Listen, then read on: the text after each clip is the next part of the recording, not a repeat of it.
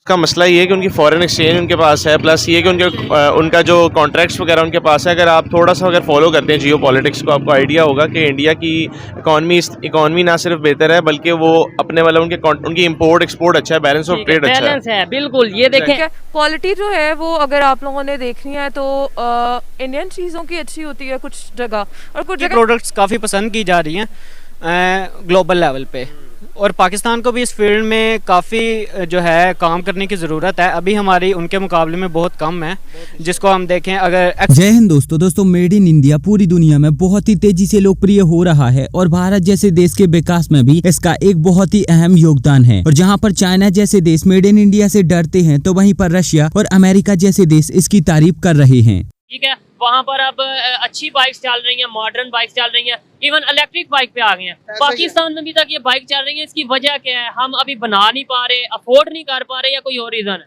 यार पहले तो वो लोग टेक्नोलॉजी को बहुत ज्यादा फोकस करते हैं, टेक्नोलॉजी उनकी प्रायोरिटी होती है। हमारे इधर टेक्नोलॉजी को नहीं देखा जाता है। इवन कोई बंदा इनोवेशन भी लाता है ना, तो हम उसको डिनाई कर देते हैं, हम लोग एक्सेप्ट नहीं करते हैं।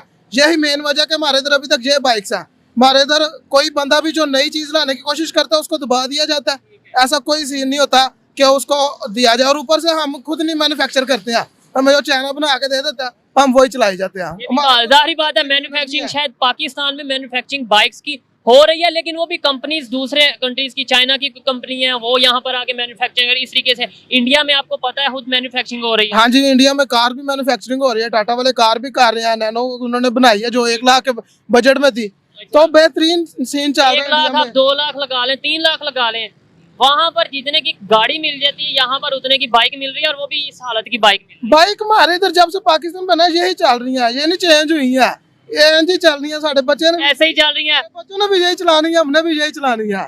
दरअसल हाल ही में रशिया के प्रेसिडेंट व्लादिमीर पुतिन ने अपने देश में एक बयान दिया था, जिसमें उनका कहना था कि हमारे प्रिय मित्र नरेंद्र मोदी जी ने भारत में मेड इन इंडिया प्रोग्राम चलाया था और ये भारत की अर्थव्यवस्था के लिए एक बहुत ही फायदेमंद प्रोग्राम साबित हुआ। उनका कहना था कि हम अपने दोस्त भारत की कॉपी करना चाहते हैं और रशिया के लोग ये बिल्कुल भी ना सोचें कि हम उनकी कॉपी करके कोई पाप कर रहे हैं, क्योंकि अगर दुनिया में कोई अच्छा काम करता है तो हमें उसकी तारीफ करना चाहिए और उससे सीख लेनी चाहिए। और फिर आगे राष्ट्रपति पुतिन कहते हैं कि इस केस में तो हमारे लिए ये अच्छी बात है कि हम जिसकी कॉपी कर रहे हैं वो हमारा प्रिय मित्र भारत है। और व्लादिमीर पुतिन भारत की तारीफ इसीलिए कर रहे थे क्योंकि वास्तव में उनको भारत का ये काम बहुत ही अच्छा लगा है और वो भारत के इसी काम की कॉपी करके अपने देश में मेड इन रशिया बनाने वाले हैं। अब क्योंकि रशिया की जनता पुतिन से बहुत ही ज्यादा गुस्सा हो चुकी है, और इसका कारण भी ये है कि पुतिन के इस युद्ध की वजह से दुनिया भर के देशों ने रशिया पर सैंक्शन लगा दिए हैं और दुनिया भर की जो कंपनियां हैं वो रशिया को छोड़कर जा चुकी हैं। और इसीलिए आज के समय रशिया के लोग बहुत ही ज्यादा लाचार हो चुके हैं, क्योंकि ना तो उनके पास चलाने के लिए कोई अच्छा सा फोन है, ना ही उनके पास घूमने के लिए कोई बाइक या फिर अच्छी सी कोई कार है, और यहाँ तक कि उनको खाना तक की परेशानियां आने लगी थी। हालांकि खाना की समस्या को दूर करने के लिए तो रशिया के प्रेसिडेंट व्लादिमीर पुतिन ने रातों रात मैकडॉनल्ड्स कंपनी की कॉपी करके एक नई कंपनी रशिया में बना दी है, जो कि रशिया के लोगों को भी बहुत ही ज्यादा पसंद आ रही है, और रशिया के लोगों की जो खाना की समस्या है वो भी इसकी वजह से दूर हो चुकी है। लेकिन बाकी सभी चीजों की परेशानियां अभी भी रशिया के लोगों को हो रही है, और इसीलिए रशिया की सरकार ये चाहती है कि हम भी भारत के जैसे अपने देश को आत्मनिर्भर बनाना चाहते हैं और अपने ही देश में सारी चीजें बनाना चाहते हैं और यहीं पर सारी चीजें उपलब्ध कराना चाहते हैं। तो सीधे शब्दों में पुतिन ने आत्मनिर्भर रशिया बनाने की प्लानिंग कर ली है, जिसकी वजह से रशिया को दूसरे देशों पर किसी भी चीज के लिए निर्भर न रहना पड़े। अब सवाल यहाँ पर ये आता है कि क्या रशिया भारत के जैसे मेड इन रशिया बना पाएगा और आत्मनिर्भर बन पाएगा? साथ ही साथ एक और सवाल ये आता है कि अगर रशिया मेड इन रशिया बना लेता है और अपने आप को आत्मनिर्भर बना लेता है तो क्या रशिया भारत को पीछे कर पाएगा या फिर नहीं? तो देखो, अगर हम पहली बात करें कि क्या रशिया मेड इन रशिया बना पाएगा और आत्मनिर्भर बन पाएगा, तो यहाँ पर रशिया के लिए मेड इन रशिया बना पाना बहुत ही ज्यादा मुश्किल है, क्योंकि जैसे रशिया की सरकार ने मैकडॉनल्ड्स की कॉपी करके अपनी खुद की मैकडॉनल्ड्स जैसी कंपनी बना ली, वैसे ही रशिया की सरकार हर फील्ड में तो अपनी कंपनियां नहीं बना सकती, और रशिया की सरकार ही क्या दुनिया की कोई भी सरकार ऐसा नहीं कर सकती। और ऐसे में फिर दुनिया का कोई भी देश हो, चाहे फिर वो अमेरिका हो, चाइना हो, भारत हो या फिर रशिया हो, उसे दूसरे देश के निवेश की और दूसरे देश की कंपनियों की जरूरत तो पड़ती ही है। और क्योंकि पश्चिमी देशों ने पहले से ही रशिया पर सैंक्शन लगा दिया है, तो इसकी वजह से दुनिया भर की कोई भी कंपनी रशिया में अपना पैसा निवेश नहीं करना चाहती। बचे यहाँ पर भारत और चाइना, तो वो भी अपना पैसा बहुत ही ज्यादा सोच समझ कर निवेश करने वाले हैं। लेकिन हाँ, अगर रशिया की सरकार खुद अपनी तरफ से यहाँ पर कुछ करती है और रशिया के लोगों को पैसे देती है या फिर बहुत सारी छूट वगैरह देती है कि आप बिजनेस करो और हम आपको पूरा समर्थन देंगे, तो ऐसे में धीरे धीरे करके रशिया आने वाले समय में अपने आप को आत्मनिर्भर बना पाएगा। एक और यहाँ पर आपका सवाल ये भी हो सकता है कि कभी रशिया भारत को पीछे तो नहीं छोड़ देगा, तो इसका जवाब भी बिल्कुल पहले के जैसा ही होगा कि रशिया के लिए ये बिल्कुल नामुमकिन के बराबर है। क्योंकि कई फील्ड तो ऐसी हैं जहाँ पर भारत अपने आप के दम पर ही आत्मनिर्भर है और भारत धरती का पहला ऐसा देश है जिसकी दुनिया के किसी भी देश के साथ कोई भी दुश्मनी नहीं है। मतलब कि आप दुनिया के किसी भी विकसित, विकासशील और अविकसित देश को उठाकर देख लो, उस देश की किसी न किसी देश के साथ दुश्मनी होगी ही और किसी न किसी देश के साथ तो दोस्ती होगी ही, लेकिन भारत की किसी भी देश के साथ कोई भी दुश्मनी नहीं है। और यहाँ पर अगर आप पाकिस्तान का नाम लो तो पाकिस्तान की भारत को जरूरत भी नहीं है। और ये एडवांटेज भारत को भारत की विदेश नीति की वजह से मिलता है और इसी की वजह से भारत जब चाहे जिस देश के साथ जो भी काम चाहे वो काम निकलवा सकता है। और बात अगर हम यहाँ पर रशिया की करें तो रशिया के लिए ये बात नामुमकिन इसीलिए बन जाती है कि जो भारत के सबसे बड़े इन्वेस्टर हैं जैसे कि America, Germany, France, Netherland, Japan, Singapore, Korea जैसे देश, इन सारे के सारे देशों से रशिया की दुश्मनी है। दुनिया की सबसे बड़ी बड़ी कंपनियां भी इन्हीं देशों में हैं, तो भारत तो इन देशों से अपने देश में निवेश ला सकता है और इनकी जो मैन्युफैक्चरिंग है वो अपने देश में सेटअप करवा सकता है, लेकिन ये कंपनियां कभी भी रशिया नहीं जाएंगी। तो कुल मिलाकर जो भी देश दुनिया भर में सबसे ज्यादा निवेश करते हैं उन सारे के सारे देशों से रशिया की दुश्मनी है, तो ऐसे में रशिया कभी भी भारत को पीछे कर पाएगा ये बात नामुमकिन हो जाती है। हालांकि यहाँ पर एक बात ये भी है कि भले ही आज रशिया अपने आप को भारत के मुकाबले आत्मनिर्भर ना बना पाए, लेकिन कई चीजें ऐसी हैं जहाँ पर रशिया आज भी आत्मनिर्भर है और इन चीजों में भारत बहुत ही ज्यादा पीछे है। जैसे अगर हम बात करें सर्च इंजन की, तो हम अमेरिका के गूगल पर बहुत ही ज्यादा निर्भर हैं, लेकिन रशिया यहाँ पर निर्भर नहीं है, रशिया का खुद का सर्च इंजन है। फिर इसके बाद अगर हम जेट इंजन की बात करें तो हम इसके लिए भी अमेरिका और यूरोप पर निर्भर हैं, लेकिन रशिया किसी भी देश पर निर्भर नहीं है। कई और ऐसी फील्ड हैं जहां पर भारत दुनिया भर के देशों पर निर्भर है, लेकिन रशिया पूर्णतः आजाद है और पूर्णतः आत्मनिर्भर है। हालांकि भारत सरकार इन सारी की सारी चीजों पर बहुत ही तेजी से काम कर रही है और आने वाले 5 से 10 सालों में आप देखोगे कि भारत इन सारी की सारी चीजों में पूर्णतः आत्मनिर्भर बन जाएगा। क्योंकि भारत सरकार ये बिल्कुल नहीं चाहती कि भारत को दुनिया भर के देशों पर इतना ज्यादा निर्भर होना पड़े कि वो देश भारत का बड़े ही आराम से फायदा उठा लें। इंडिया की जो इकोनॉमी है चौथे नंबर पर रैंक कर रही है दुनिया की, ठीक है, तो वो इतने फास्टेस्ट आगे जा रहे हैं, इसकी क्या वजह आपको लगती है?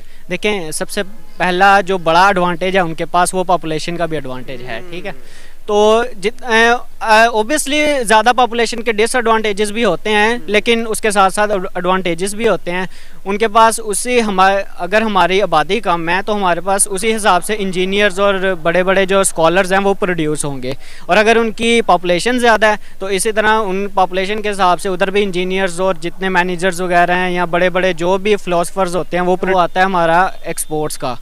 अगर हमारी इंपोर्ट ज़्यादा है और एक्सपोर्ट्स कम है तो ओबियसली हमारी जो रुपए की वैल्यू है वो बहुत गिरती जाएगी। ठीक है, तो इसके लिए हमें सबसे पहले एक्सपोर्ट्स को बढ़ाना ज़रूरी है। ठीक है, एक्सपोर्ट्स को बढ़ाने के लिए हमें मैन्युफैक्चरिंग स्टार्ट करनी पड़ेगी और मैसेज लेवल के ऊपर हमें उन डिपार्टमेंट्स, उन फील्ड्स को चूज़ करना पड़ेगा जो कि ग्लोबली एक्सेप्ट की जा रही हैं। हमें वो क्वालिटी स्टैंडर्ड सेट करने पड़ेंगे जिनके मुताबिक जिसको देखकर जो ग्लोबल मार्केट है वो पाकिस्तान की तरफ आए। तो इसमें हमें सबसे पहले क्या करना पड़ेगा। हालांकि इसके ऊपर आपकी क्या प्रतिक्रिया है, आप वो हमें नीचे कमेंट में जरूर बताएं।